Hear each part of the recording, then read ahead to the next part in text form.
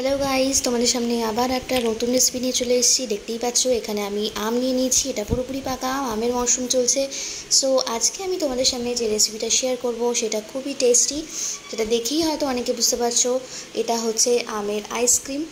তোমরা আগেও আমার চ্যানেলে অনেক আইসক্রিম দেখে থাকবে, সেখানে আমের আইসক্রিমও ছিল, বাট এইটা হচ্ছে পাকা আমের আইসক্রিম। এটা কিভাবে আমি রেসিপিটা করব সেটাই আমি তোমাদের সাথে শেয়ার করছি। সো চলো লেট স্টার্ট। প্রথমেই দেখো আমি এখানে আমের যে খোসাগুলো আছে সেগুলোকে সম্পূর্ণভাবে ছাড়িয়ে নিচ্ছি। আমি এখানে টোটাল 4টে আম নিয়েছিলাম, বাট সেখান থেকে আমি 3টে আম দিয়ে আইসক্রিম করব, কারণ 3টে আম দিয়ে আইসক্রিমটাই আমাদের অনেকটা পরিমাণে হয়ে যাবে।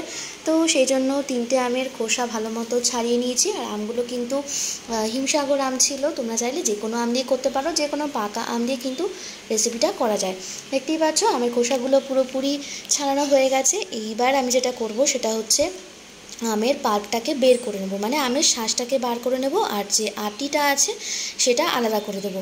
এখানে দেখো আমি এখানে ছুরি দিয়ে আমের সমস্ত পাল্পগুলোকে এখানে বার করে নিয়েছি। দেখো এখানে আমের সমস্ত পাল্পগুলো রেডি হয়ে গেছে। এবার আমি এটাকে একটা মিক্সার গ্রাইন্ডারে দিয়ে ভালো করে এটাকে একদম স্মুথ পেস্ট রেডি করে নেব, কারণ আইসক্রিমের জন্য কিন্তু আমাদের এখানে একদম স্মুথ পেস্ট দরকার লাগবে।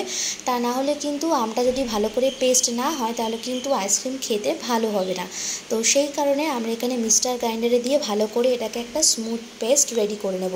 আর এই আমটা কিন্তু অনেকটাই মিষ্টি ছিল। তারপরে স্টেপগুলো তোমরা দেখতে পারবে যে এরকম একটা স্মুথ পেস্ট ফার্স্টে রেডি করে নিই, তারপর চলে যাচ্ছি আমি নেক্সট স্টেপে। আমের পেস্টটা রেডি হয়ে গেছে। তারপরে দেখো এখানে আমি নিয়ে নিয়েছি ফ্রেশ ক্রিম, আর আমি এই ক্রিমটাকে এরকমভাবে আলাদা করে বাটিতে রেখেছিলাম, সেই কারণে পুরো বাটির সাইজে জমে গেছে।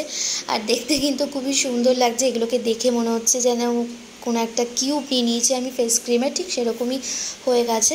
তো এই ফ্রেশ ক্রিমটা কিন্তু অরিজিনালি কোনো মিষ্টি থাকে না, তো তাই জন্য আমি এখানে সুগার পাউডার অ্যাড করেছি, মানে হচ্ছে গুঁড়ো চিনিটাকে নিয়ে গুঁড়ো করে নিলেই হয়ে যাবে, তাতে কোনো সমস্যা নেই। আর তো এখানে কিন্তু আমাদের আইসক্রিমে মিষ্টির পরিমাণটা একটু বেশি দিতে হবে, কারণ আইসক্রিম কিন্তু ঠান্ডা হলে মিষ্টিটা কিন্তু একটু কমে যায়। তো সেই কারণে তোমরা তোমাদের পছন্দ মতো মিষ্টি দিতে পারো। আমি এখানে টোটাল 4 থেকে 5 চামচ মতো চিনি দিয়ে দিয়েছি। তারপরে এরকম একটা হ্যান্ড ব্লেন্ডারের সাহায্যে ভালো করে আমি এটাকে ফেটিয়ে নেব। এই কাজটা কিন্তু আমাদেরকে একটু টাইম ধরে করে নিতে হবে। আর হ্যান্ড ব্লেন্ডারের স্পিডটা কিন্তু আমি হাইতে রেখেছিলাম। তারপর এটাকে ভালো করে ফ্রেশ ক্রিমের সাথে চিনিটাকে ভালো করে ফেটিয়ে নেব, তবে এমনভাবে ফেটাবো যাতে এটা বেশি গাঢ় না হয়ে যায়, কারণ আমাদের আইসক্রিমের ব্যাটারটা কিন্তু বেশি গাঢ় হলে হবে না। ক্রিমটা ভালোভাবে ফাটানো হয়ে গেছে। তারপর আমি এখানে দিয়ে দেব আমের যে পাল্পটা আমি বার করেছিলাম, মানে আমের পাল্পটা বার করে তারপর পেস্ট করা হয়েছিল, সেই ম্যাঙ্গো পেস্টটাকে দিয়ে দেব। আর এখানে কিন্তু আমটা কিন্তু খুবই মিষ্টি ছিল, তো সেই কারণে কিন্তু আমাদের এখানে চিনিটাও খুব একটা বেশি লাগেনি। আর আম যদি মিষ্টি না হয় তখন কিন্তু চিনির পরিমাণটাও একটু বেশি পরিমাণে দিতে হবে। পাকা আমের পাল্পটা দেওয়ার পরে তারপরে ভালো করে তারপরে আমি এটাকে আবার এরকম ব্লেন্ডারের সাহায্যে ভালো করে ব্লেন্ড করে নেব। এই কাজটা কিন্তু আমাদেরকে একটুখানি টাইম নিয়ে করতে হবে, কারণ ব্লেন্ড করার সময় দেখতে হবে যেন ব্লেন্ডারটা যেন খুব ভালোভাবে ব্লেন্ড হয়, মানে আম আর হচ্ছে ক্রিম এই দুটো কিন্তু ভালোভাবে ব্লেন্ড হতে হবে।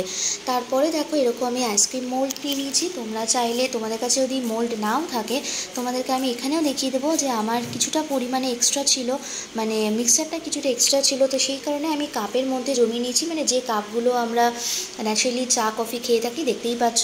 আর মোল্ড থাকলে তো তাহলে খুব ভালোই হয়। আইসক্রিম মোল্ড বা কুলপি মোল্ড যে কোনো মোল্ডেই কিন্তু এই আইসক্রিমটা খুব ভালোভাবে জমানো যায়।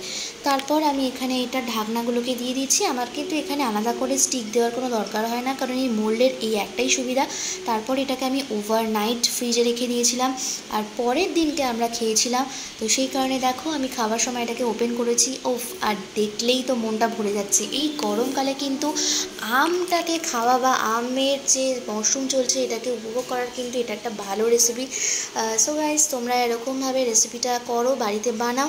আর তো রেসিপিটা যদি ভালো লাগে তাহলে অবশ্যই লাইক করে দিও আর কমেন্ট করে জানাও। আর আমি এখানে দেখো আইসক্রিমটা ট্রাই করছিলাম। আইসক্রিম খাবো বলে আমার একদম চুল আঁচড়ানোর একদম টাইম হয়নি। মোটামুটি এটা জামাকাপড় পরে বসে গেছিলাম। মা বলছিল তাড়াতাড়ি করো, নাহলে আইসক্রিমটা গলে যাবে। তো তারপরেই আমি আইসক্রিম খেতে বসে পড়েছিলাম। আর আমার তো এই আইসক্রিমটা সব থেকে ভালো লাগে, আমাদের খুব ভালো লাগে। তোমাদের কেমন লাগে অবশ্যই আমাকে কমেন্ট করে জানিও। আর যারা আমার চ্যানেল নতুন দেখছো তারা অবশ্যই আমার চ্যানেল সাবস্ক্রাইব করে দিও। আর যারা আছো তারা এইভাবেই আমার সাথে থাকো, পাশে থাকো, আমার ভিডিওগুলোকে দেখতে থাকো। আর হ্যাঁ, অবশ্যই কিন্তু এরকম পাকা আমের আইসক্রিম বানিয়ে বাড়িতে খাও আর এনজয় করো সামার্সটাকে। ওকে, সো তোমাদের সাথে আবার দেখা হবে পরবর্তী অন্য কোনো ভিডিও নিয়ে। ততক্ষণের জন্য তোমরা সবাই সুস্থ থাকো, ভালো থাকো, সাবধানে থাকো। ভিডিওটা শেষ করছি এখানেই, দেখা হচ্ছে খুব তাড়াতাড়ি।